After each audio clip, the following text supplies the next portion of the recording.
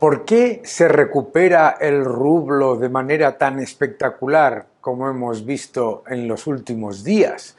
Tenemos que entender que lo que está ocurriendo con la, entre comillas, cotización oficial del rublo es cuando menos sorprendente y muy debatible. Primero, tras el desplome del rublo después de las sanciones, el gobierno de Rusia introdujo control de capitales. ¿Qué significa eso? Los ciudadanos rusos no pueden cambiar rublos por dólares, euros, libras, yenes, etc. Y, por lo tanto, al introducir controles de capitales, no tenemos absolutamente ninguna evidencia de cuál es el tipo de cambio real. ¿Qué es lo que sí sabemos?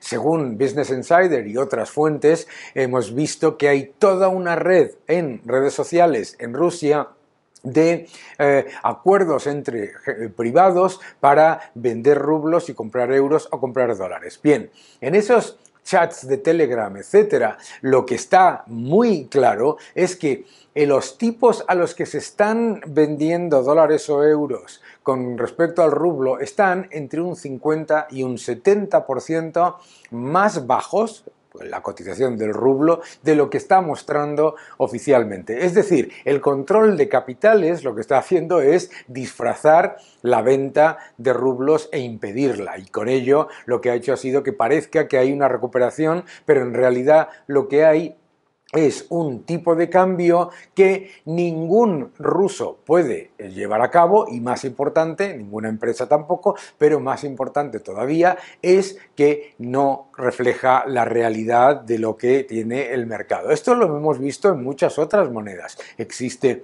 en Argentina, etcétera, y muchos otros países, en Irán hasta en Corea del Norte, si queremos. Otra cosa interesante es que el gobierno obliga a los productores de oro rusos a vender el oro al Banco Central a un valor de 5.000 rublos por onza. Claro, esto significa que lo que está haciendo el gobierno es muy parecido al cepo cambiario que lleva a cabo el gobierno argentino, por ejemplo, que es obligar a los productores a utilizar un tipo de cambio muy diferente y a cambiar sus reservas exportadas a un tipo de cambio muy diferente al real. ¿Y qué es lo que hace un cepo cambiario? Un cepo cambiario lo que hace es devastar el tejido productivo, no le hace más fuerte al Banco Central, lo que hace es mucho más débil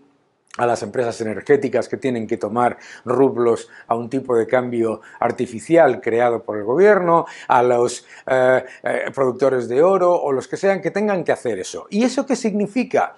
Lo que ya vivimos, por ejemplo, en la Unión Soviética, que era algo que pasaba también, que era que las empresas que podían exportar algo tenían luego que venderle al Banco Central sus reservas a un tipo de cambio completamente alejado de la realidad, y eso llevaba a la constante erosión del tejido productivo y a la descapitalización del mismo. Por lo tanto, mucho cuidado con pensar, uno, que la recuperación del rublo es por la demanda que hay, porque obviamente no la hay en medio de un control de capitales en el que nadie puede vender rublos a cambio de dólares o euros, y porque esa utilización del método del cepo para llevarse o para quedarse reservas de los productores a un tipo de cambio artificial, lo que hace es descapitalizarlos. Lo hemos visto en Argentina, lo hemos visto en Irán, lo hemos visto en Venezuela, lo hemos visto en muchísimos sitios. Por lo tanto,